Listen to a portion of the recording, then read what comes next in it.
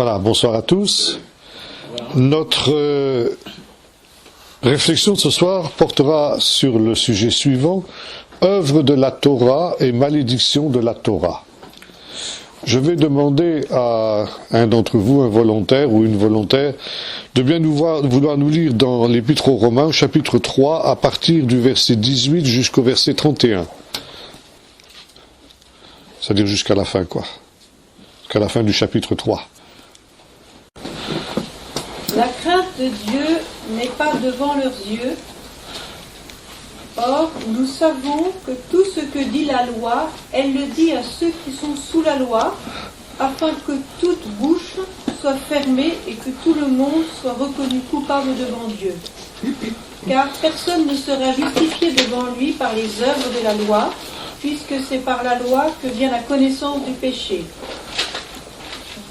Mais maintenant, sans la loi est manifestée la justice de Dieu, à laquelle rendent témoignage la loi et les prophètes, justice de Dieu par la foi en Jésus-Christ pour tous ceux qui croient. Il n'y a point de distinction, car tous ont péché et sont privés de la gloire de Dieu, et ils sont gratuitement justifiés par sa grâce, par le moyen de la rédemption qui est en Jésus-Christ. C'est lui que Dieu a destiné à être par son sang, pour ceux qui croiraient, victime propitiatoire, afin de montrer sa justice, parce qu'il avait laissé impunis les péchés commis auparavant, au temps de sa patience.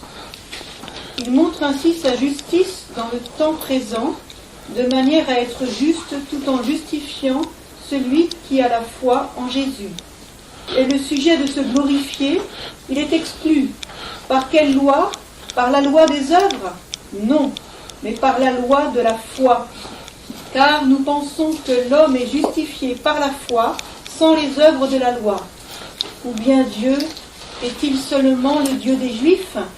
Ne l'est-il pas aussi des païens? Oui, il est aussi des païens, puisqu'il y a un seul Dieu qui justifiera par la foi les circoncis et par la foi les incirconcis. Annulons-nous donc la loi par la foi? Loin de là. Au contraire, nous confirmons la loi. Voilà, merci beaucoup pour cette lecture. Donc, ici, nous nous trouvons au cœur de cette grande polémique en ce qui concerne la Torah, qui se trouve être un des sujets essentiels de l'Épître aux Romains. Comme nous l'avons vu et comme ça nous a été aussi rappelé dans le dernier verset que nous avons lu, Paul se défend d'une manière absolue d'abolir la Torah et de se dresser contre la Torah. Et le problème, comme je vous l'ai déjà dit, c'est que Paul écrit en grec pour des lecteurs qui sont de langue grecque, mais il pense en hébreu. Et il a un gros problème, c'est que pour traduire des notions qui sont directement tirées du vocabulaire technique des rabbins, il se trouve devant un énorme problème en grec. Il n'a pas de mots qui sont absolument équivalents à ceux que nous avons en hébreu. Et c'est ce qui a entraîné, ce qui continue à entraîner dans l'Église chrétienne, une grande confusion au sujet de cette question de la Torah. Paul, effectivement, s'en prend à un aspect précis de la Torah, ou du moins à un rôle qu'un certain nombre de gens au sein du judaïsme veulent lui faire jouer. Il ne s'en prend pas à la Torah en tant que telle, mais à la fonction sociale de la Torah telle que justement le comprenaient la plupart des Juifs de son temps. La Torah est basée, entre autres choses, sur un certain nombre de rites.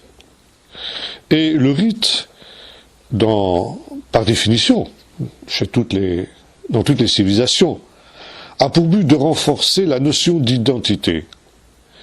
Le sentiment d'appartenir à une même entité, à un même corps, les rites unifient et ils intègrent.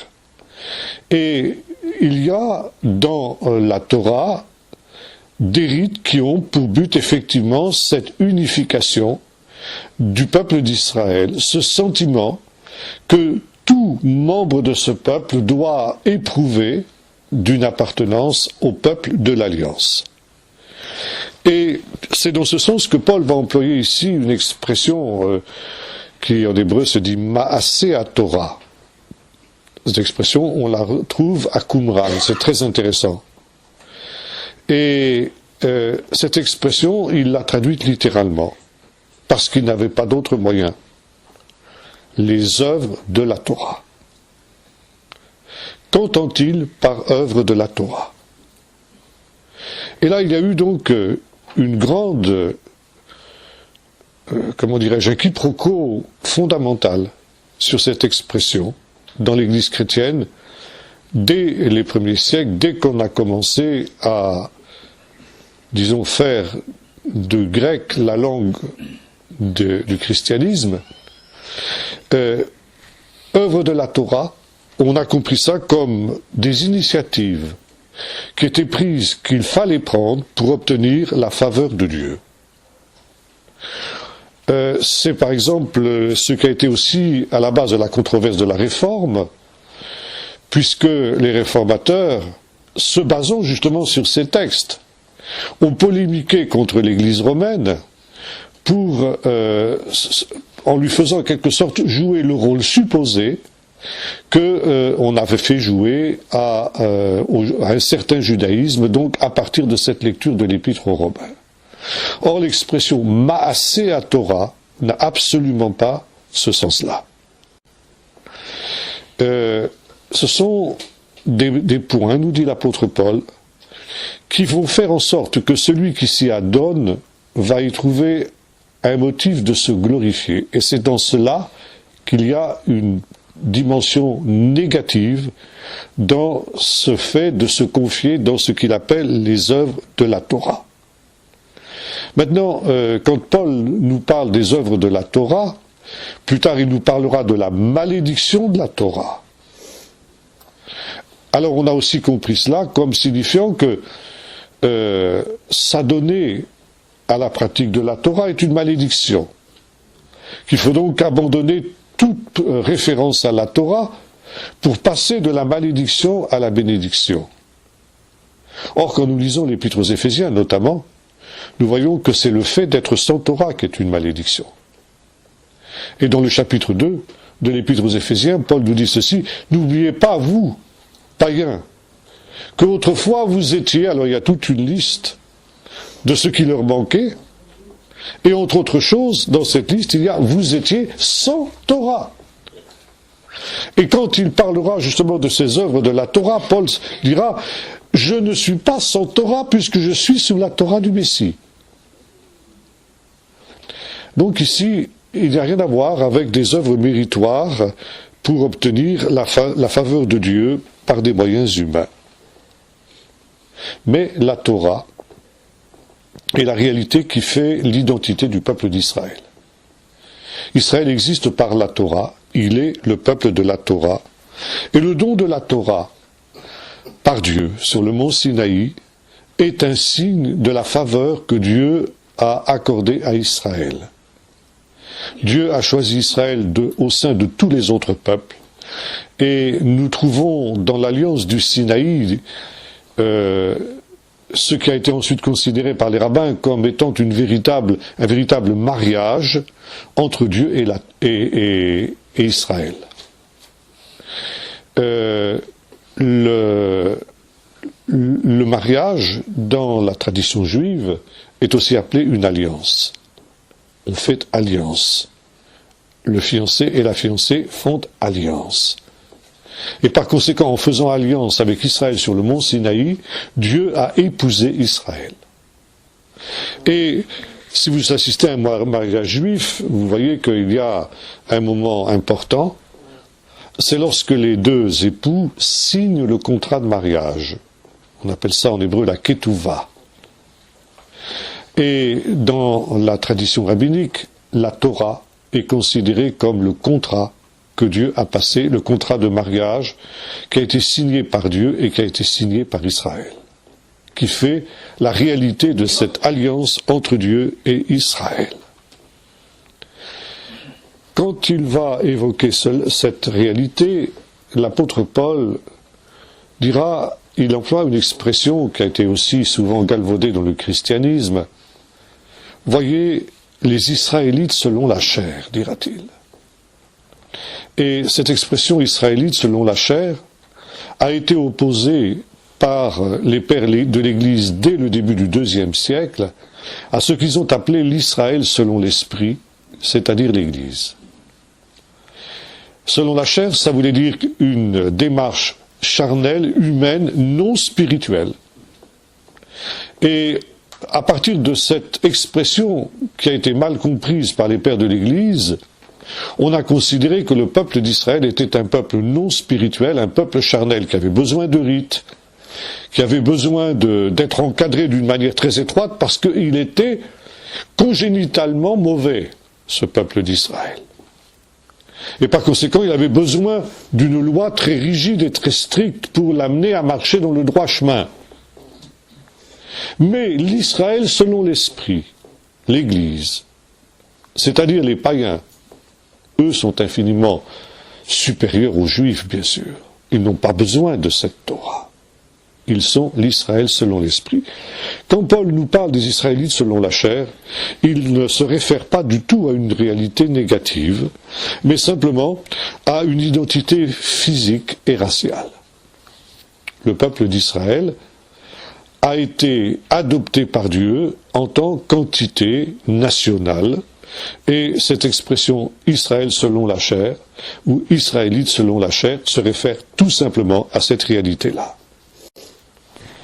Et en fait, ce qu'il appelle les œuvres de la Torah, ce sont ces rites par lesquels on se reconnaît comme membre du peuple de l'Alliance.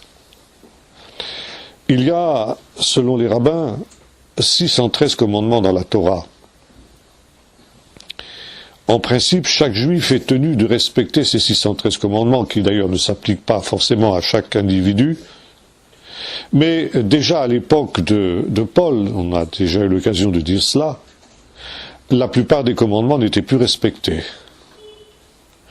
Et vivre sous la Torah, c'est-à-dire vivre à la juive, parce que c'est ça. Vivre à la juive, c'était, nous l'avons dit, essentiellement 4 éléments. La circoncision, le Shabbat, les fêtes et les lois alimentaires, c'est-à-dire la cacheroute. Si l'on vivait de cette manière-là, alors on était juif, et par conséquent on était sous la Torah. Ça veut dire on était membre de ce peuple de l'Alliance que Dieu avait conclu avec Israël au mont Sinaï au travers de la Torah. Et on établissait ainsi, nous dit l'apôtre Paul, sa propre justice. Qu'est-ce qu'il entend par sa propre justice? C'est-à-dire non pas simplement, non pas comme on l'a considéré dans le christianisme, le fait que par des œuvres méritoires, on est content de soi-même, puisqu'on a on a réalisé son devoir. Mais tout simplement, la propre justice, c'est le fait d'appartenir au peuple d'Israël,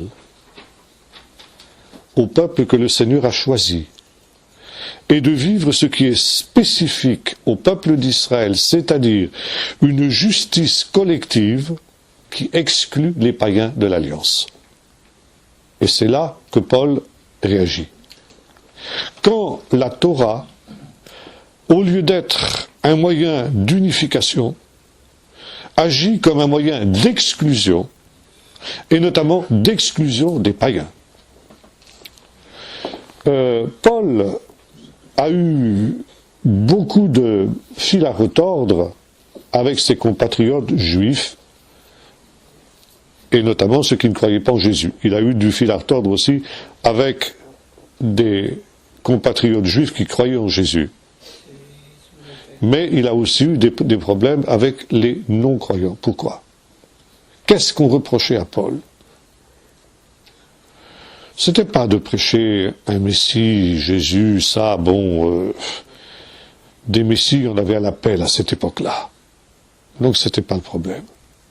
Je ne sais pas si vous vous souvenez du discours que Paul a prononcé sur les marches de la forteresse Antonia au moment de son arrestation. On lit ça à la fin du livre des Actes. Paul donne son témoignage. Et il nous est dit qu'ils l'écoutèrent jusqu'à un moment où Paul a déclaré il a témoigné de ce qu'il avait entendu de la part de Dieu dans le temple, je t'enverrai vers les païens.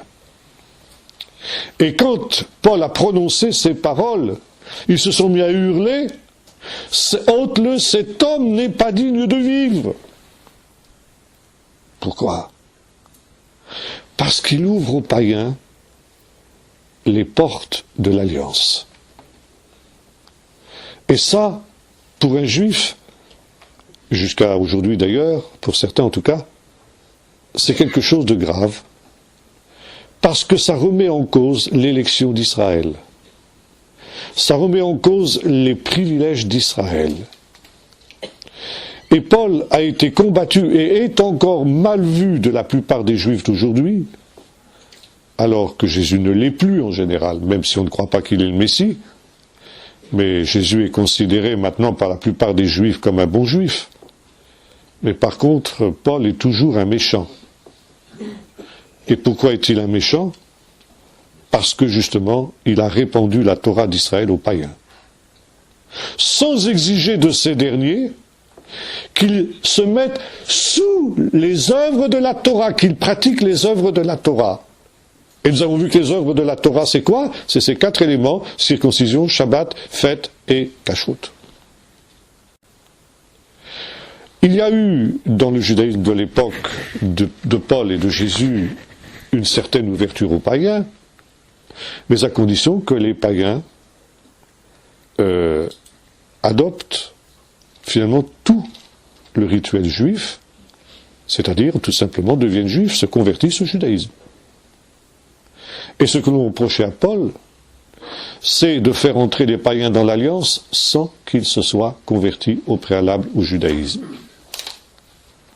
Et les œuvres de la Torah, c'est ce qui fait que l'on devient juif par des pratiques qui sont celles qui sont caractéristiques et spécifiques au peuple juif.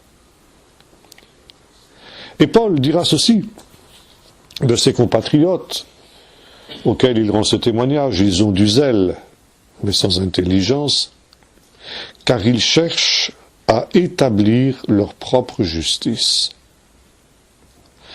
Et ça aussi, établir, c'est un mot grec qui n'est pas forcément très heureux. Ça ne veut pas dire qu'ils cherchent à réaliser la justice, mais à la maintenir. Cette justice leur a été donnée par Dieu au mont Sinaï, nous l'avons vu, d'une manière collective. Ici, il n'y a rien d'individuel. Et ça, c'est aussi une des fautes qui a été faite par le christianisme. On est juste devant Dieu par le fait que l'on appartient au peuple des justes, c'est-à-dire au peuple d'Israël. Et finalement, l'appartenance au peuple d'Israël est pratiquement une garantie de salut au dernier jour. On est sauvé par le fait que l'on est juif. On est sauvé par le fait que l'on appartient au peuple de l'Alliance et que l'on est dépositaire de cette justice que Dieu a reconnue au peuple d'Israël quand il l'a adoptée sur le mont Sinaï. Et par conséquent, eh bien, il faut maintenir à tout prix cette justice-là. Or, en ouvrant l'alliance aux païens, Paul, et donc le christianisme paulinien, parce que Paul n'est pas celui qui a posé les bases de cette vision-là, n'oublions pas que ça a été fait avant lui, comme on le voit dans le chapitre 15 du livre des Actes, ce fameux concile ou conseil de Jérusalem, comme vous voulez.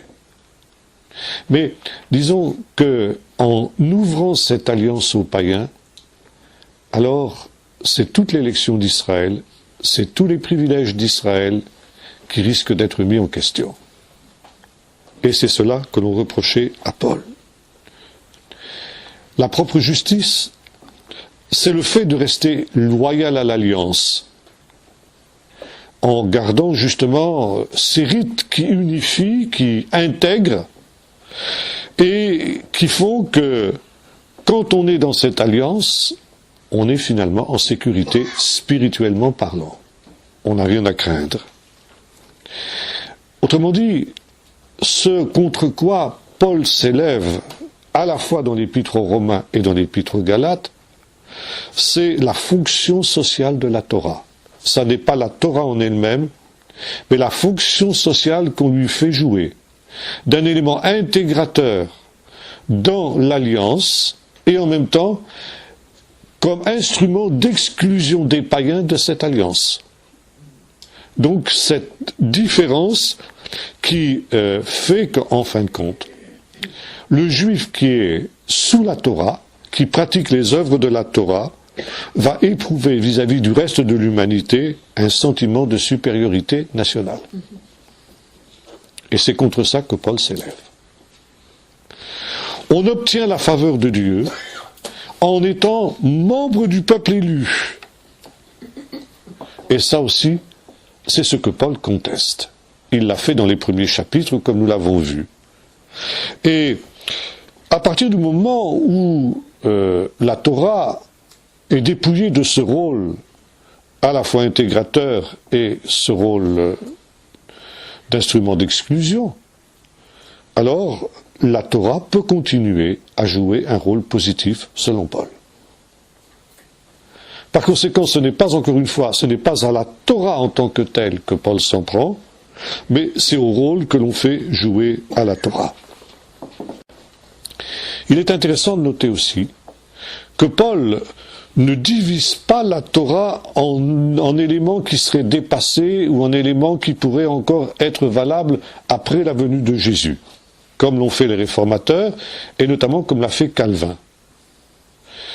Calvin a pensé, et il a enseigné, que tout ce qui était le rituel, les éléments rituels de la Torah, étaient dépassés, étaient abolis en quelque sorte par Jésus, étaient rendus caducs par la venue de Jésus, par sa mort et sa résurrection, mais que tout ce qui était loi morale continuait à obliger le chrétien.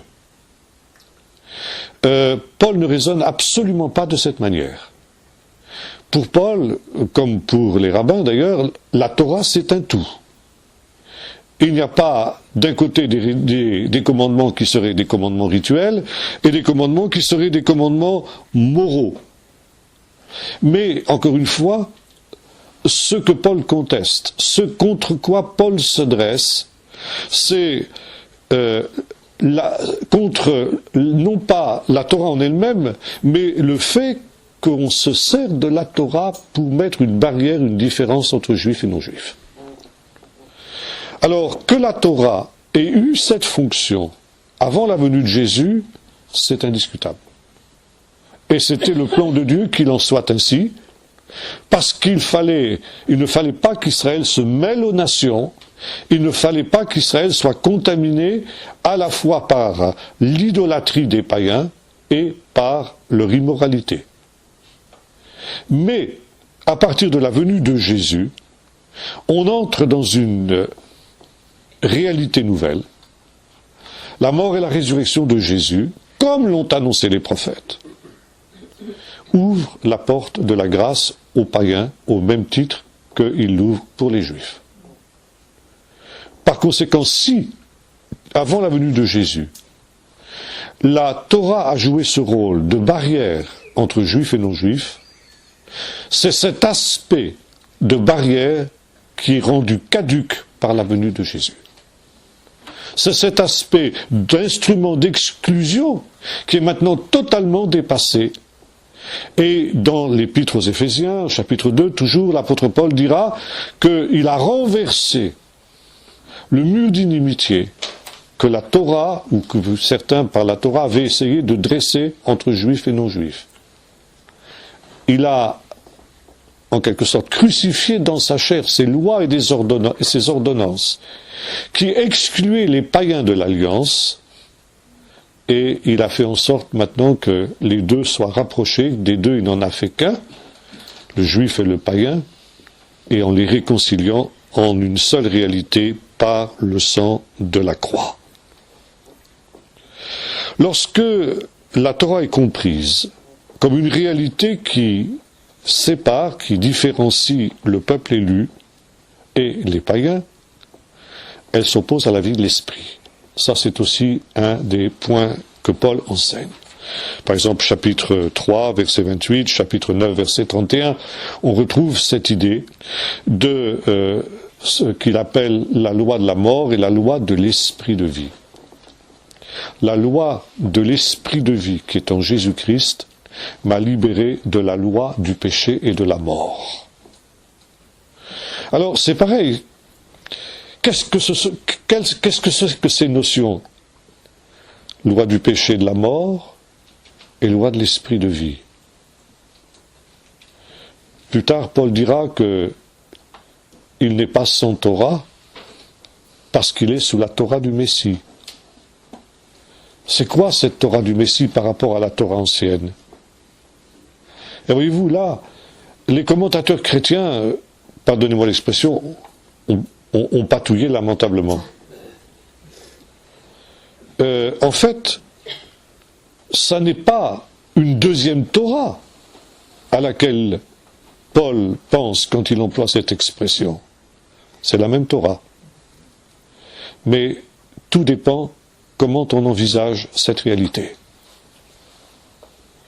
Si on l'envisage effectivement comme instrument d'exclusion, la Torah devient un instrument de mort et de malédiction, puisque elle exclut les non-juifs de l'alliance que Dieu a voulu répandre aux nations par Jésus.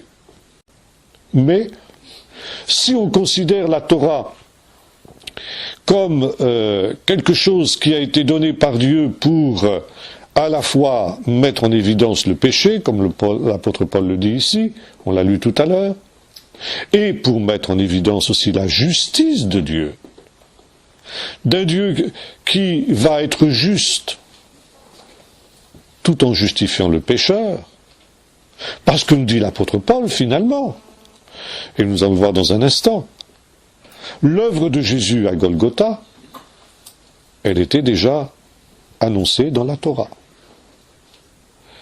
Et par conséquent, il n'y a pas du tout d'opposition à cela, mais il faut reconnaître que la Torah annonçait ces choses. Si on le fait, alors la Torah devient la Torah du Messie, puisque le Messie est au centre. Seigneur, chapitre 18 du livre du Deutéronome, le Seigneur vous suscitera un prophète comme moi, vous l'écouterez dans tout ce qu'il vous dira, jusqu'à aujourd'hui encore. Les rabbins considèrent qu'il s'agit là d'une prophétie messianique, et que le prophète comme Moïse n'est autre que le Messie qui doit venir. Bon, il y a dans le chapitre 49 du livre de la Genèse la fameuse prophétie du Shiloh. Le sceptre ne quittera pas Juda jusqu'à ce que vienne le Shiloh et que les nations espèrent en lui. Alors, le Shiloh, c'est ce que les traducteurs appellent un apax legomenon, c'est-à-dire une expression qui n'apparaît que là, dans la Bible, et nulle part ailleurs, dans aucun autre texte. Aucune autre littérature hébraïque n'emploie l'expression le Shiloh. Bon. Alors, il y a eu de nombreuses spéculations sur le sens de cette expression. Je ne vais pas entrer dans toutes ces spéculations, mais je citerai tout simplement les Targums, c'est-à-dire les traductions araméennes de la Bible, qui pour elles sont absolument claires, le Shiloh c'est le Messie. Et le Messie qui, un jour, répandra sa Torah aux nations.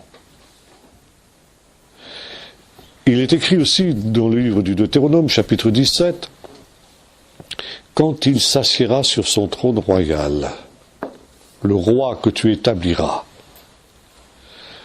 écrira Mishneh Torah, on dit en hébreu. Alors, on traduit en général par un exemplaire de cette Torah dans laquelle il méditera jour et nuit pour ne pas s'en écarter, etc. Bon.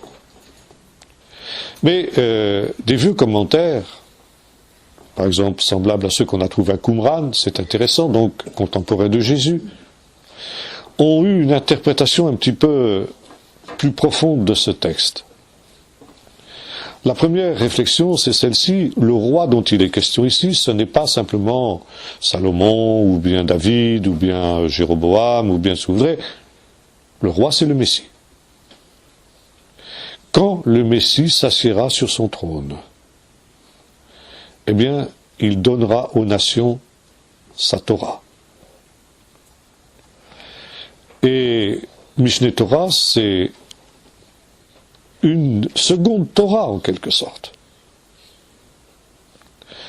Et ce texte est au centre de l'évangile de Matthieu en particulier.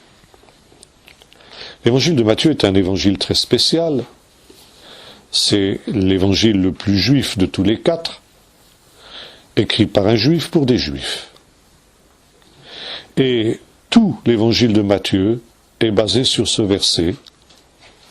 Quand il s'assiera sur son trône royal, le roi écrira une deuxième Torah qu'il répandra aux nations. Et les commentateurs de l'évangile de Matthieu ont constaté que l'évangile de Matthieu est construit autour de 5 grands discours de Jésus. Les paroles de Jésus que les autres évangélistes ont dispersées un peu partout dans leurs écrits, Matthieu les a rassemblés en 5 grands discours. Pourquoi 5 grands discours qui sont séparés par des récits biographiques de Jésus, ses miracles, ses controverses qu'il pouvait avoir avec les uns avec les autres, etc. Pourquoi 5 grands discours? Parce qu'il y a dans la Torah de Moïse 5 livres. Et rassembler les paroles de Jésus en 5 grands discours, c'est une manière juive, on appelle ça une manière midrashique, parce que le midrash, c'est d'enseigner aussi bien par ce que l'on suggère que par ce que l'on dit. Ça, c'est une méthode d'exégèse à laquelle nous ne sommes pas habitués. Donc, rassembler les paroles de Jésus en 5 grands discours, c'est une manière de nous dire Jésus n'est autre que le prophète qui avait été annoncé par Moïse, qui devait être un second Moïse. Or, le premier de ces discours que Matthieu met dans la bouche de Jésus, c'est ce qu'on appelle le sermon sur la montagne. Cette montagne-là, elle apparaît souvent dans l'évangile de Matthieu. Il est toujours question de la montagne. Le problème, c'est que géographiquement, cette montagne, elle n'est pas précisée. Aujourd'hui, on montre aux touristes une montagne que l'on donne comme la montagne du sermon. Il y a une église qui a été construite dessus, une église italienne. Bien, comme disent nos amis normands, peut-être bien que oui, peut-être bien que non. On ne peut pas savoir. Hein? Bien sûr, les lecteurs de Matthieu savaient. Cette montagne, elle était connue. Mais disons que cette montagne, c'est plus une réalité spirituelle qu'une réalité géographique. Pourquoi Jésus enseigne-t-il sur une montagne? Eh bien, tout simplement, parce que la Torah de Moïse a été donnée sur une montagne, la montagne du Sinaï. Et cette montagne anonyme dont il est question dans l'évangile de Matthieu, là toujours dans le système midrashique qui est celui des rabbins, Matthieu nous dit, cette montagne-là, c'est un second Sinaï. Et le sermon sur la montagne, c'est quoi? Ça commence par quoi? Les béatitudes, bien sûr. Mais après, cette affirmation de Jésus en faveur de la Torah, qui faisait dire à mon professeur du Nouveau Testament à Jérusalem, professeur Flousser, qui était un juif pieux, aucun sage d'Israël, aucun, n'a fait de déclaration aussi positive en faveur de la Torah que ne l'a fait Jésus. Ne croyez pas que je sois venu pour abolir la Torah et les prophètes. Je suis venu non pour abolir et pour accomplir. Et il y a ensuite un long développement sur ce thème. Aussi longtemps que le ciel et la terre subsisteront, il ne disparaîtra pas un seul iota. Celui qui supprimera le plus petit de ses commandements sera appelé le plus petit dans le royaume de Dieu, etc., etc. Et si votre justice ne surpasse pas celle des scribes et des pharisiens, on est déjà dans la perspective de Paul. La justice des scribes et des pharisiens, c'était la justice collective dont nous avons parlé tout à l'heure. On appartient au peuple de l'Alliance, c'est tout. On est juste par ce fait, tout simplement. Paul rappellera ça aussi, qu'il a vécu comme ça dans l'Épître aux Philippiens. Si certains peuvent mettre leur confiance dans la chair, dit Paul, donc dans cette appartenance physique et raciale au peuple d'Israël, je le puis bien davantage. Moi, hébreu né d'hébreu, de la tribu de Benjamin, circoncis le 8e jour, et ça continue comme ça. Irréprochable en ce qui concerne la justice de la Torah, parce qu'il respectait la cacheroute, il respectait les fêtes, il respectait le Shabbat à la lettre, etc. Et toutes ces choses qui étaient pour moi des gains, je les ai considérées comme une perte, dit Paul. Donc ici, on est bien dans cette dimension-là, dans cette perspective. Et de la même manière que Jésus l'avait fait, Paul exige. Il dit, Dieu ne se contente pas, même pour un juif, de cette justice-là. Parce que il y a toute l'autre dimension, qui est la loi morale, justement. Et toi qui te donnes le nom de juif, on a vu ça déjà quand on a étudié les premiers chapitres de l'Épître aux Romains, et qui enseigne de ne pas voler, tu voles. Toi qui enseignes de ne pas commettre l'adultère, tu commets l'adultère. Et tu t'imagines, aux hommes qui jugent les autres, c'est-à-dire les païens, qui eux n'ont pas cette Torah, que tu échapperas au juste jugement de Dieu, parce que tu te contentes de respecter les œuvres de la Torah. Non, non. Votre justice doit surpasser celle des scribes et des pharisiens. Et maintenant, le reste du sermon sur la montagne, c'est quoi? C'est un commentaire de la Torah. Et notamment un commentaire des commandements de la deuxième table. C'est-à-dire, tu ne commettras pas de meurtre, tu ne commettras pas de vol, tu ne commettras pas d'adultère, tu ne commettras pas de faux témoignages, etc. Ça veut dire que cette nouvelle Torah de Jésus, c'est la Torah ancienne. Et voyez-vous, il y a quelque chose qu'on ne comprend pas non plus on suppose, n'est-ce pas, que Paul affirme qu'on ne peut pas vivre ce que la Torah demande. La Torah est au-dessus de nos forces. Du moins, c'est comme ça que l'ont compris les commentateurs chrétiens. Or, Paul nous dit exactement le contraire dans un autre texte, parce que au chapitre, dans les versets, chapitre 13, versets 11 et 12 de l'Épître aux Romains, Paul nous dit, toute la Torah est accomplie dans cette seule parole, tu aimeras ton prochain comme toi-même. Alors Paul ne nous enseigne pas qu'on ne peut pas mettre en pratique la Torah. Toute la Torah est accomplie dans cette seule parole. Et voyez-vous, c'est là la nouveauté de ce qu'est la Torah du Messie, ou ce que Paul appellera la Torah de l'esprit de vie qui m'a affranchi de la Torah du péché et de la mort. Et Jésus se réfère justement à ce sermon sur la montagne, qui est en quelque sorte comme cette Torah que Dieu a donnée par l'intermédiaire de Moïse à Israël sur le mont Sinaï. Jésus va ramener la Torah à ce qui est l'essentiel. Et notamment au principe, ce qu'on appelle la règle d'or de Hillel, on en a déjà parlé, qui enseignait aux païens qui voulaient connaître la Torah, ne fais pas aux autres ce qu'ils ne devraient pas qu'ils te fassent. C'est toute la Torah, le reste ce ne sont que des commentaires. Et cette règle d'or de Hillel, Jésus la reprend dans le sermon sur la montagne, mais il la met au positif. Tout ce que vous voulez que les hommes fassent pour vous, faites-le de même pour eux, car c'est la Torah et les prophètes. Autrement dit, Jésus nous dit ceci. Le moindre commandement de la Torah, y compris les commandements rituels, a une importance, à condition qu'il soit vécu dans la perspective de l'amour du prochain. Toute interprétation du commandement quel qu'il soit, toute application du commandement quel qu'il soit qui n'a pas pour but ultime l'amour du prochain et le bien du prochain est une fausse interprétation.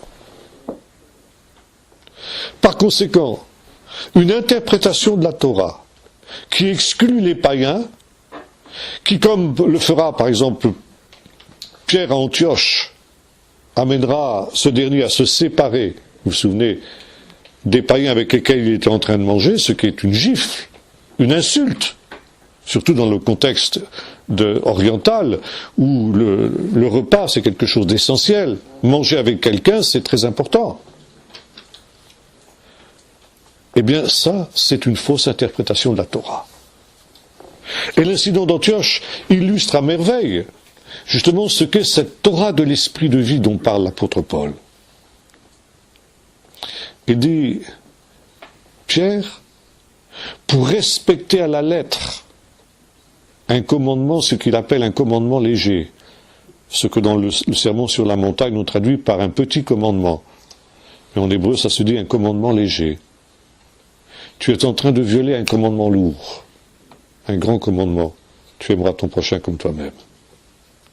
Pour respecter ce petit commandement de manger de la nourriture pure, etc., tu es en train d'offenser tes frères païens. Par conséquent, tu agis le contraire de ce qu'est l'amour. Que tu manges cachère quand tu es chez toi, il n'y a pas de problème. Mais tu ne dois pas offenser tes frères. Et dans ce cas-là, il y a une hiérarchie des commandements. Quand des commandements s'opposent, le grand commandement doit avoir préséance sur le petit. Et par conséquent, c'est le commandement de l'amour. Jésus a résumé la Torah aussi d'une autre manière. Quand un docteur de la loi lui demande quel est le grand commandement, Jésus cite le Shema, Shema Israël, écoute Israël, l'Éternel notre Dieu est un, tu aimeras le Seigneur ton Dieu de tout ton cœur et ton prochain comme toi-même. Ça, c'est toute la loi et les prophètes, dit Jésus. Bon, Jésus ici ne fait que répéter ce que tous les rabbins ont dit et disent jusqu'à aujourd'hui. Et il fait allusion aux deux tables de la loi. La première table, sur laquelle il y a 5 commandements, qui sont les devoirs vis-à-vis de Dieu. Et puis la deuxième table, où il y a aussi 5 commandements qui sont les devoirs vis-à-vis du prochain. Or, comme nous dit l'apôtre Paul ici, il reprend ce texte, il reprend cette parole de Jésus, en disant, toute la Torah est accomplie dans cette seule parole, tu aimeras ton prochain comme toi-même. C'est une autre manière de dire ce que Jésus a dit, tout ce que vous voulez que les hommes fassent pour vous, faites-le de même pour eux. Et voyez-vous, dire tu aimeras le Seigneur ton Dieu, c'est une manière de résumer la première table. Ça veut dire la table qui concerne les commandements qui ont référence à Dieu. Et dire tu aimeras ton prochain comme toi-même, c'est faire allusion à la deuxième table, c'est-à-dire aux commandements qui concernent le prochain. 3 fois, dans le Nouveau Testament, vous trouvez ce résumé de la Torah. Le premier dans ce texte de Paul au chapitre 13 que j'évoquais tout à l'heure. Vous retrouvez cette expression dans l'épître aux Galates. Et vous retrouvez cela aussi dans l'épître de Jacques. Par conséquent, c'était quelque chose qui était commun, disons, au christianisme ancien. L'amour et l'accomplissement de la Torah. Comme le disait Karl Barth, évidemment, lorsque nous sommes remplis de l'amour de Dieu, on ne va pas faire au prochain ce que la Torah interdit de lui faire. Si j'aime mon prochain, je ne vais pas chercher à le tuer. Si j'aime mon prochain, je ne vais pas chercher à lui voler ce qui lui appartient. Si j'aime mon prochain, je ne vais pas chercher à lui prendre sa femme. Si j'aime mon prochain, je ne vais pas chercher à le tromper, à lui mentir. Si j'aime mon prochain, je ne vais pas convoiter ce qui lui appartient. Par conséquent, l'amour est l'accomplissement de la Torah. Maintenant, bien sûr, nous ne sommes pas toujours remplis de l'Esprit de Dieu. Nous ne sommes pas toujours remplis de l'amour de Dieu. Et à ce moment-là, le commandement est là important pour nous rappeler la frontière qu'il ne faut pas franchir. On en a parlé aussi ensemble la dernière fois. Donc, la Torah n'est pas cette réalité qui divise, on l'a vu tout à l'heure, mais elle peut être une réalité positive si elle est appréhendée dans cette perspective-là, qui est la perspective de Jésus et qui est la perspective de ce que la Bible appelle la nouvelle alliance. Et Paul va prendre une autre expression qu'on a aussi souvent déformée et mal comprise. La lettre tue, mais l'esprit vivifie. Et on a compris que cela signifiait que l'écriture ne doit pas être lue littéralement, faute de quoi elle tue. C'est pas du tout ce que l'apôtre Paul veut dire. Cela signifie tout simplement que si, comme dans l'incident d'Antioche, dont nous avons parlé, on applique strictement le commandement à la lettre, on ne doit pas manger de la nourriture qui n'est pas cachère. On ne doit pas manger de la nourriture qui n'a pas été dîmée. On ne doit pas manger de nourriture qui a été préparée par des païens. Bon, ça c'est, si vous voulez, c'est ce qu'on appelle en hébreu la halacha, c'est-à-dire l'application pratique telle qu'elle a été définie.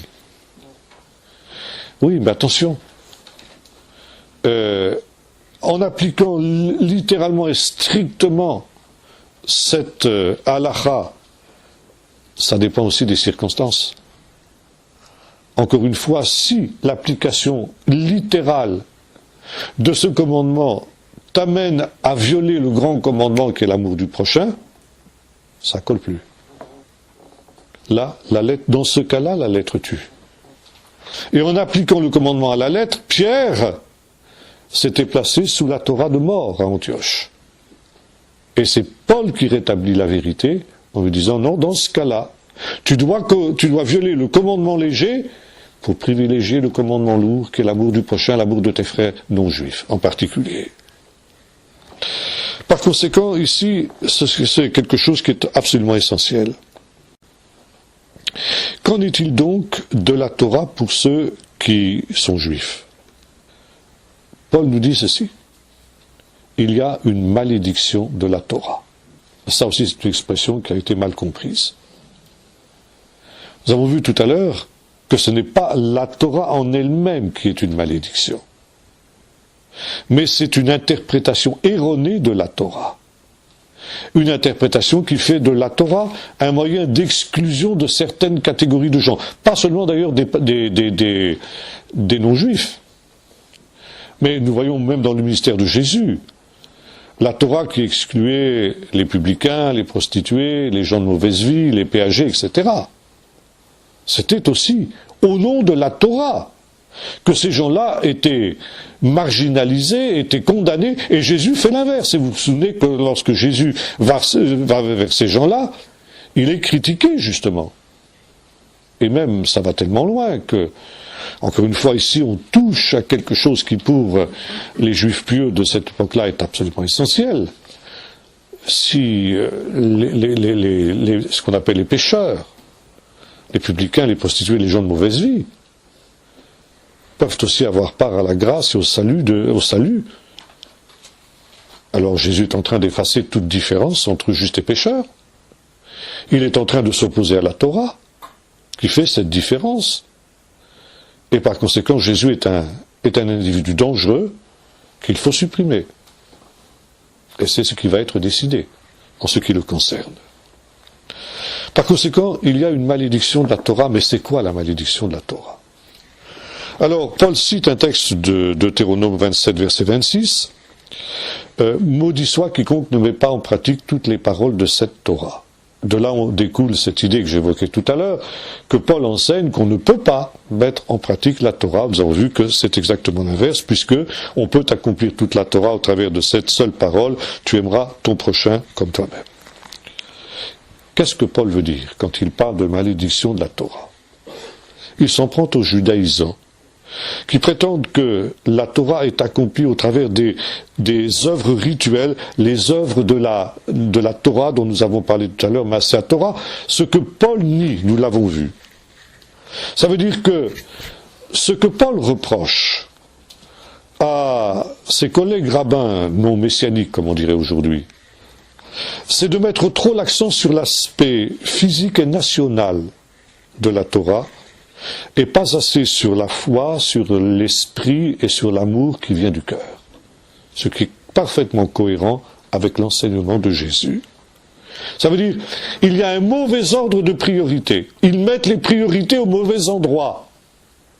Et, comme Jésus l'a dit dans le Sermon sur la montagne, on citait le verset tout à l'heure, Dieu exige plus que les œuvres de la Torah, c'est-à-dire la circoncision, le Shabbat et tout ce qui s'ensuit.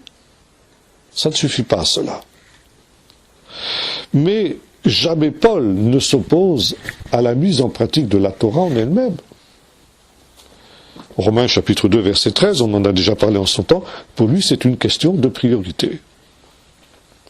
Ensuite il nous dit, le Messie nous a arrachés à la malédiction de la Torah. Alors, pourquoi ? Parce qu'il est devenu malédiction pour nous. Il est vrai que nous avons tous violé tel ou tel commandement de la Torah, même si, encore une fois, ça ne veut pas dire qu'il ne faille pas essayer de mettre en pratique la Torah. Mais nous avons tous violé cette œuvre, tel ou tel commandement de la Torah. Et la Torah est claire, et il cite le texte, maudit quiconque ne met pas en pratique toutes les œuvres de la Torah. Ça veut dire que chaque être humain, et c'est ce qu'il a démontré dans la première partie de l'épître, on en a déjà parlé, c'est que tous les hommes, juifs et non juifs, sont sous la malédiction. Sous la malédiction de la Torah, la malédiction que prononce la Torah sur ceux qui ne mettent pas en pratique ce qu'elle exige, les païens bien entendu, puisque les païens n'ayant pas de Torah, se sont permis toutes sortes de libertés. Et par conséquent, ils ont violé la Torah à maintes et maintes reprises. Mais les juifs aussi, qui eux ont la Torah, n'ont pas été de ceux qui ont mis en pratique tout ce qu'elle exigeait. Si bien que, comme nous l'avons vu, il n'y a plus aucune différence entre juifs et non-juifs. Tous ont péché et sont privés de la gloire de Dieu, tous sont pécheurs. Et par conséquent, tous sont sous la malédiction que la Torah prononce contre les pécheurs. Or, et ça évidemment c'est la théologie classique de nos églises, n'est-ce pas, Jésus a pris sur nous cette malédiction de la Torah, sur lui cette malédiction de la Torah, comme le dirait ici l'apôtre Paul dans le texte que nous avons lu tout à l'heure. C'est le moyen que Dieu a réalisé pour être juste tout en justifiant le pécheur. Ça veut dire qu'il y a cette substitution d'un innocent au coupable qui prend sa faute, qui prend le châtiment qu'il aurait mérité et qui permet à celui qui est coupable d'être juste devant Dieu. Non pas, comme le dit l'apôtre Paul, une justice qui s'obtient par l'appartenance au peuple d'Israël, mais une justice qui s'obtient par la foi dans l'œuvre expiatoire du Messie. Et cette justice-là, elle vaut aussi bien pour les juifs que pour les non-juifs. Ça veut dire que les païens ne doivent pas chercher leur salut comme le faisaient les Galates, en devenant juifs, parce que c'était finalement à ça que les Galates avaient été amenés. Et les juifs ne doivent pas s'imaginer que parce qu'ils appartiennent au peuple juif, ils vont être sauvés, s'ils ne croient pas en Jésus.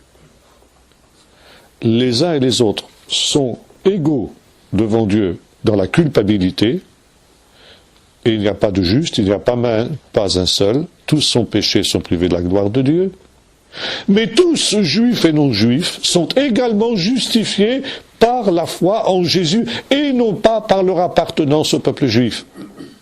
Et c'est la raison pour laquelle le juif ne doit pas se glorifier de son appartenance au peuple juif, parce que justement, face à ces réalités, son appartenance au peuple juif ne lui donne aucune supériorité sur le païen, contrairement à ce qu'il serait tenté de croire.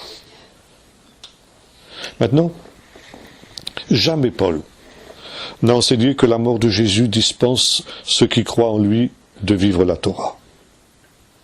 Je vous défie de trouver un seul texte dans la Bible où Paul enseigne quelque chose comme ça, ce qu'on lui a souvent, malheureusement, fait dire. Jésus est devenu malédiction pour nous, parce que par sa mort, il s'est lui-même mis sous la malédiction, et donc hors de l'alliance. Hors de cette alliance qui était le statut des païens. Non seulement Jésus a été réduit au nombre des malfaiteurs, mais il a été sur la croix retranché du sein de son peuple et traité comme un païen. Et Dieu l'a justifié par la résurrection. Et Paul en conclut: puisqu'après avoir été placé sous cette malédiction et avoir été exclu du peuple d'Israël, Dieu a justifié son Fils en le ressuscitant des morts, alors ça veut dire que Dieu reçoit et que Dieu justifie ceux qui sont en dehors de l'alliance, c'est-à-dire les païens. Vous comprenez ce raisonnement ? Et ça, c'est une chose que la plupart des commentateurs chrétiens n'ont pas comprise. Si Dieu a justifié les païens de cette manière-là, alors ça veut dire que la Torah n'est plus une frontière entre les juifs et les non-juifs. Je conclus. Personne qui croit en Jésus ne doit donc être contraint de garder la Torah, de garder ses lois et ses ordonnances rituelles qui servaient autrefois de barrière. Et ça, c'est très important. Deuxièmement, nous ne sommes pas sans Torah, mais nous sommes sous la Torah de la foi, la loi de la foi. C'est-à-dire cette dimension qui nous amène à envisager la Torah dans son intention profonde, c'est-à-dire quelque chose qui contribue à l'édification et au bien du prochain. Le but de la Torah, c'est de glorifier Dieu et de faire du bien au prochain. De cette manière-là, nous dit l'apôtre Paul, nous n'abolissons pas la Torah, nous l'établissons. Et c'est dans ce terme de la foi ne s'oppose pas à la Torah. Elle la confirme, elle l'établit, et elle lui donne son véritable signification, son véritable sens. Vivre la Torah de cette manière-là, dans cette dimension de foi, c'est pour Paul l'occasion et la manière idéale de réaliser la Torah et par conséquent d'être agréable à Dieu. Bien, on peut, maintenant que la caméra s'est éteinte, on peut avoir un petit entretien libre si vous voulez, si vous avez des questions là-dessus. Je sais pas, c'est peut-être pas toujours très facile, hein, c'est un sujet difficile, mais c'est essentiel de bien comprendre ça, parce qu'il y a tellement d'idées fausses sur ces questions-là qu'il faut absolument comprendre ça si on veut aller plus loin. Je voudrais dire, sous la loi, oui. Les personnes ne pouvaient pas accomplir l'amour, puisque l'amour vient par le Saint-Esprit. L'amour est répandu dans notre... Oui, mais le Saint-Esprit était déjà aussi sur les hommes de l'Ancienne Alliance. Ponctuellement, quelques-uns. Non, je pense pas que ça c'est une approche très chrétienne, si vous voulez ça, vous voyez. Non, je pense que non, ce que Paul appelle la loi de l'esprit, l'esprit de vie, c'est ça, c'est cette manière d'envisager la Torah dans ce qu'a été l'intention profonde de Dieu en donnant la Torah. Et l'intention profonde de Dieu, c'est que la Torah soit un instrument de vie, un instrument de bénédiction pour chaque être humain. Et par conséquent, la manière qui plaît à Dieu, la manière de respecter, de vivre la Torah et d'être sous la Torah de l'esprit de vie, eh bien c'est de faire ce que la Torah dit, mais dans le but de rechercher le bien du prochain. D'ailleurs, Paul terminera l'épître aux Romains de cette manière-là, que chacun recherche ce qui contribue à l'édification du prochain. Ça, c'est ça la Torah de l'esprit de vie. Rechercher ce qui contribue à l'édification du prochain. Oui, donc si je comprends bien, ils en étaient déjà capables. Oui, bien sûr. Regardez par exemple, prenez le psaume 119. qui est un hymne à la Torah. Hein? Il est question aussi de l'Esprit de Dieu. D'ailleurs, le texte de Jésus, le Saint-Esprit vous conduira dans toute la vérité. C'est tiré du psaume 25. C'est pas conduis-moi dans ta vérité et instruis-moi, que ton bon esprit me conduise sur la voie que je dois suivre. Quel est l'homme qui craint l'Éternel? Le Seigneur lui montre le chemin qu'il doit choisir et son âme reposera au sein du bonheur. Donc on est ici aussi à fond dans la perspective de la Torah. Je crois que là, il faut que nous nous défassions de cette idée que nous ont transmis les pères de l'Église, que les Juifs sont un peuple non spirituel, charnel, et que nous sommes supérieurs. Comme disait un pasteur, un rabbin qui était venu nous faire une conférence dans une de nos voyages pour pasteurs. En vous écoutant, disait-il, moi j'ai réalisé combien nous les chrétiens, nous sommes des adultes alors que vous êtes encore des enfants. Ah oui, il a sorti ça, moi je savais plus où me mettre. Je suis allé m'excuser ensuite auprès du rabbin. Ah oui, non mais vous voyez, c'est cette idée qui est là, qui nous a été inculquée par les pères de l'Église. Les Juifs sont des gens charnels qui sont incapables de vivre ce que nous, les chrétiens, nous vivons. Mais pourquoi ils n'auraient pas été capables de le faire? Encore une fois, Paul, le commandement tu aimeras ton prochain comme toi-même, il a d'abord été donné à Israël. Et Paul n'a jamais dit que l'homme était incapable de vivre la Torah. Encore une fois, toute cette Torah est accomplie dans cette seule parole, tu aimeras ton prochain comme toi-même. Prenez un homme comme Jonathan, qui renonce à sa royauté, qui renonce à sa vie par amour pour David. Qu'est-ce que c'est ça? C'est pas le sermon sur la montagne? Qu'on me trouve un exemple plus extraordinaire de la mise en pratique du sermon sur la montagne que l'exemple de Jonathan. Vous comprenez? Oui. À l'inverse, est-ce que ça ne serait pas abusif de dire que les chrétiens qui vivent le commandement de l'amour vivent la Torah? Bien sûr. On peut dire ça. Mais évidemment. C'est exactement ce que Paul dit. Un juif, on peut dire ça. Non, mais je veux dire. Mais oui, mais bien sûr, mais bien sûr. Et le juif sera d'accord. Et les juifs. Ben évidemment. Évidemment. D'autant que justement, pour un juif, les païens n'ont jamais été obligés par les commandements rituels. Donc, oui, il sera d'accord, c'est évident. D'ailleurs, on a cette notion dans le judaïsme, que vous retrouvez un peu chez Paul dans l'Épître aux Romains d'ailleurs, ce qu'on appelle Chassidou Umot Haolam, c'est-à-dire les justes des nations. Il y a chez les nations des gens qui vivent ce que la Torah exige, et il y a cette idée que celui qui accomplit ces choses, et notamment celui qui sauve une vie humaine, parce que c'est finalement en quelque sorte la Torah, c'est une Torah de vie. Le but c'est la vie. Il est aussi saint que le grand prêtre le jour du Kippour. C'est vous dire, c'est aller loin. C'est pour ça qu'il y a l'allée des justes. Tout à fait, tout à fait. Ah, oui, il y a une... Voilà, ce qu'on appelle les justes, c'est tiré de cette notion des justes, oui, des justes des nations. Voilà. Et dans la liste de Schindler, on entend à la fin celui qui sauve une vie. C'est comme s'il sauvait le monde entier. Voilà. Oui, oui, c'est sûr. Oui. Question que je me pose depuis longtemps. Qu'en est-il du salut des Juifs, individuellement, pris individuellement, en dehors du salut national et avant la venue de Jésus? Sur quelle base On en a déjà parlé. Paul est très très clair dans les premiers chapitres de l'Épître aux Romains. Le juif comme le non-juif ne peuvent être sauvés que par la foi dans le sacrifice de Jésus. Il n'y a pas d'autre moyen de salut que celui-là. Avant la venue de Jésus. Alors avant la venue de Jésus, c'est, si vous voulez, là c'est encore une fois, le pardon n'était pas une réalité, c'était une promesse. Et par conséquent, comme Paul le dit d'ailleurs quand il prend l'exemple d'Abraham, on était sauvé par la foi dans la promesse. Abraham crut à la promesse et cela lui fut imputé à justice. Et l'Épître aux Hébreux vous montrera, même si elle n'est pas de Paul, on ne sait pas trop de qui elle est, peu importe, vous montrera que, par exemple, tout le rituel des sacrifices était en principe un témoignage de foi.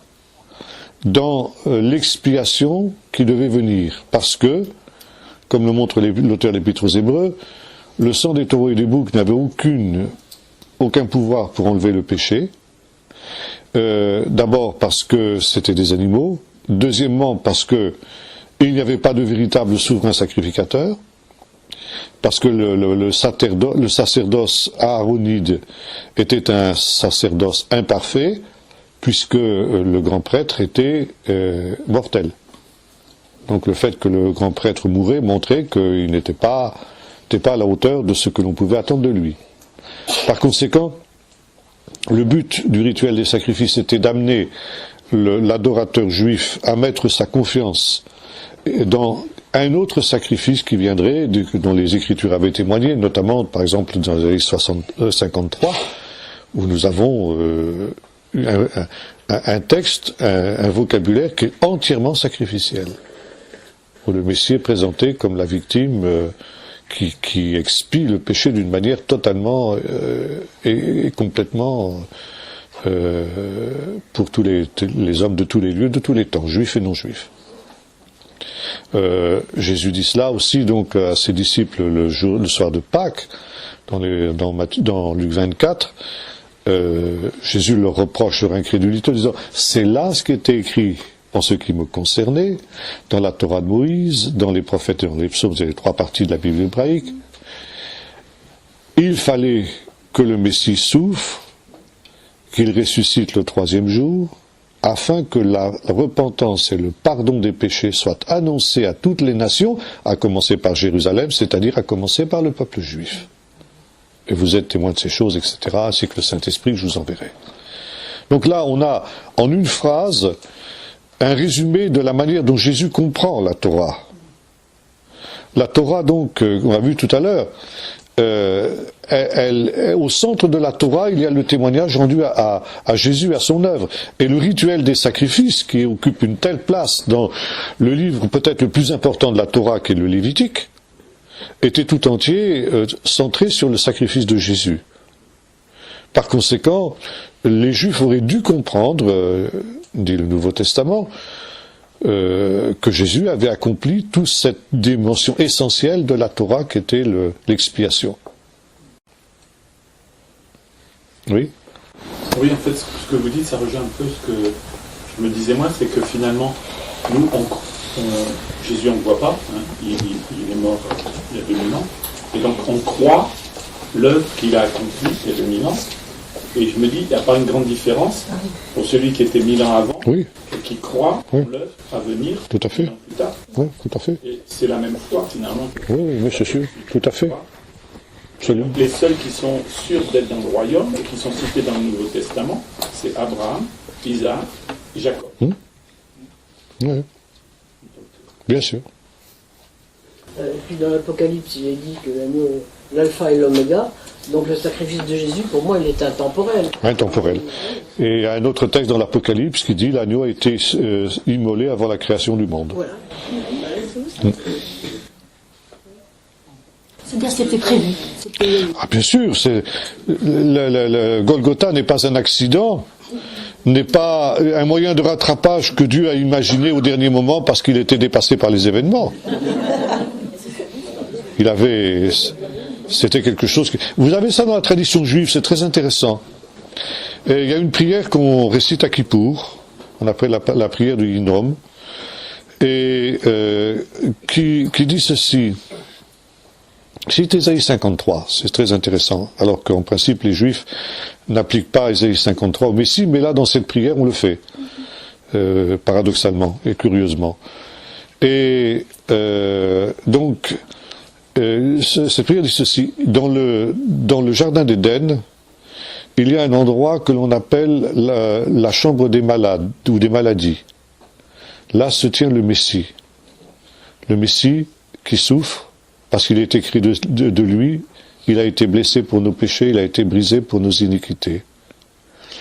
Et là, le Seigneur s'adresse à nous disant: Messie, mon serviteur, est-ce que tu acceptes de descendre dans le monde de souffrir, enfin il y a toute une, je connais plus la prière par cœur, enfin je vous la résume en gros, quoi, hein. Donc, de souffrir des choses terribles, quoi. Et le Seigneur cite, est-ce que tu es prêt à faire ça? Et le Messie répond oui. Et Dieu dit, bon, bah alors à ce moment-là, tu es mon serviteur qui s'assiera sur le trône au dernier jour, etc., quoi. Là aussi, on voit que vraiment il est Dieu. Oui, bien sûr, bien sûr, bien sûr. Mais c'est intéressant, voyez-vous, de voir que au moment même où les Juifs, donc, rejettent Jésus, bien sûr, mais rejettent aussi des textes qui rendent témoignage à l'œuvre de Jésus sur la croix, tel Ésaïe 53, dans certains moments, ils sont obligés de revenir à ce que le texte dit, quoi. Ouais. C'est une prière de Kippour. Une prière de Kippour, on appelle la prière de Guinan. Pardon? Oui, ça veut dire que pour Kippour, ils l'ont accepté. Oui. C'est-à-dire qu'on a aussi dans une autre prière de Kippour, il y a cette idée, le temple est détruit, nous n'avons plus de moyens de salut. Et par conséquent, eh bien, nous n'avons d'autre solution que Hinnom, c'est-à-dire le Messie souffrant. Et c'est là qu'il y a tout ce poème du Messie souffrant, qui est dû d'ailleurs à un sage du Moyen-Âge, j'ai oublié son nom, peu importe, qui a donc composé cette prière qui est récitée dans tous les offices de Kippour dans le monde entier, hein, le jour de Kippour, oui. Oui. Ça pourrait pas être une prière qui vient d'un juif messianique de l'époque. C'est tout à fait possible, c'est tout à fait possible. Vous en aviez parlé. Oui, c'est tout à fait possible. Oui. Oui. Dans l'Épître aux Galates, Paul dit que Christ nous a racheté de la malédiction, Voilà, c'est ça. étant devenu malédiction. Voilà, c'est ce que j'ai expliqué. Afin que la bénédiction d'Abraham soit accordée aux non-juifs Voilà, par la foi en Jésus-Christ. tout à fait.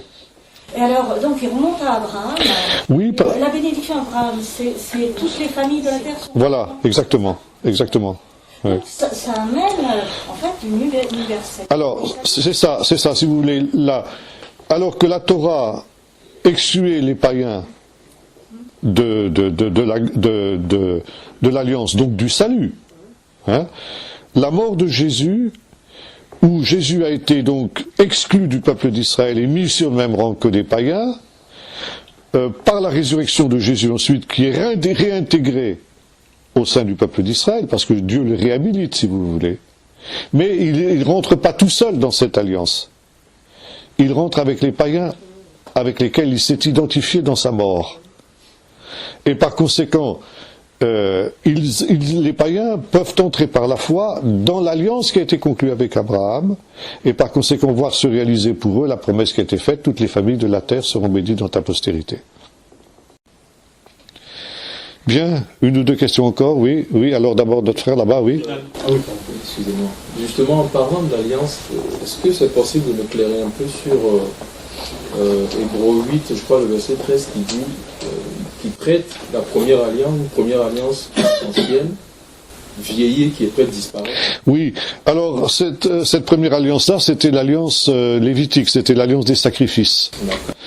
Et de fait, donc, comme le montre l'Épître aux Hébreux, ces rituels-là n'avaient plus lieu d'être, puisqu'ils étaient simplement l'image du sacrifice de Jésus.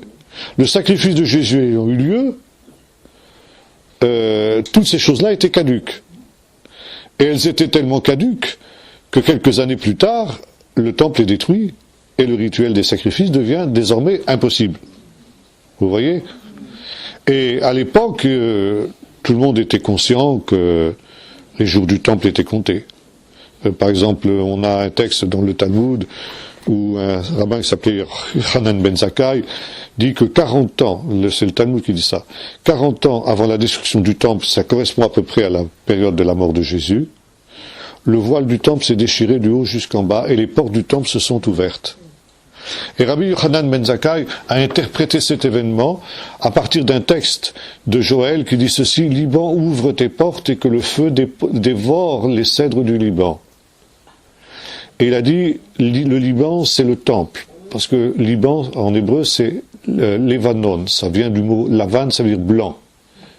Le temple rend blanc ce qui est noir, c'est-à-dire il lave les péchés. Donc, il est appelé dans l'écriture Liban. Liban, ouvre tes portes et que le feu dévore les cèdres du Liban.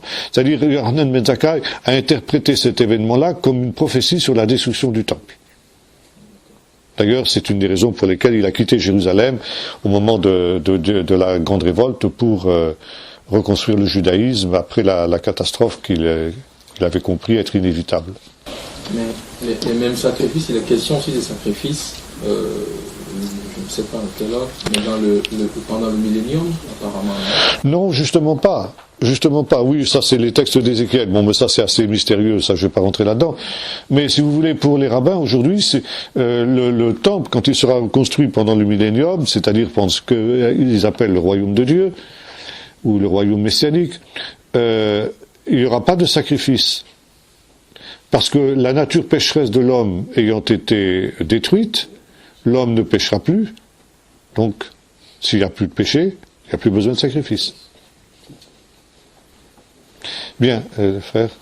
Oui, sur le sujet d'avant, là, on disait, on pourrait imaginer que Siméon et Anne, ceux qui ont vu Jésus, tout petit peut-être, mais qui l'ont vu par la foi comme le Messie, ont connu le salut, quoi, quelque part comme nous qui le voyons par la foi. Bien sûr, bien sûr.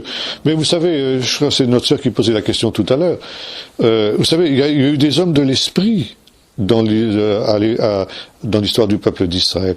Je ne sais pas si vous étiez là quand j'ai parlé de ce qu'on appelait les chassidim, justement, et c'est votre question qui me fait rebondir là-dessus, parce que Siméon et Anne faisaient partie de ces chassidim, c'est dit d'une manière explicite. Cet homme était juste et pieux. Tzadik ve chassid, on dit en hébreu. Il est dit aussi des parents de Jean-Baptiste. Élisabeth et Zacharie, tous deux étaient justes et pieux. Et ils respectaient les commandements du Seigneur d'une manière irréprochable. Voyez-vous la Torah? Ça veut dire selon l'esprit. Selon l'esprit, absolument. Et voyez-vous, l'évangile de Luc et les écrits de Luc, l'évangile et les actes finalement, sont là pour dire non seulement Jésus n'a pas aboli la Torah, Paul n'a pas aboli la Torah, mais au contraire, les vrais observateurs de la Torah, ce sont les chrétiens. Si vous relisez les écrits de Luc, vous verrez que c'est ça. Il veut démontrer cela. Et ceux qui violent la Torah, ce sont ceux justement qui prétendent être des défenseurs, c'est-à-dire les adversaires du christianisme.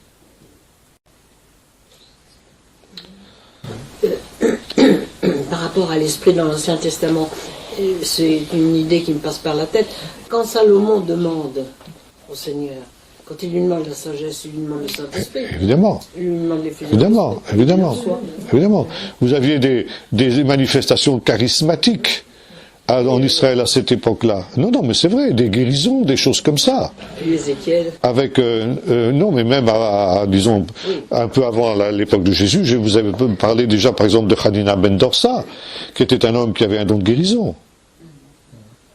C'était avant la venue de Jésus. Et celui dont tu nous avais parlé, le faiseur de cercle, Choni, le faiseur de cercle, c'était pareil, oui, ça c'était toutes ces gens qu'on appelait les chassidim, c'est-à-dire des gens qui vivaient vraiment dans la communion de Dieu, dans la proximité de Dieu, dans l'intimité de Dieu, et qui avaient des manifestations de caractère charismatique.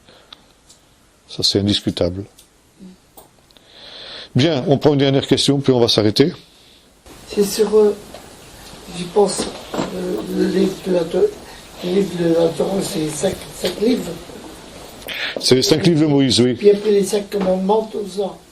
Et j'y pense, le chiffre 5, c'est le chiffre de la grâce. Oui, si on veut, oui. Voilà. Que Dieu vous bénisse et rendez-vous donc le mois prochain.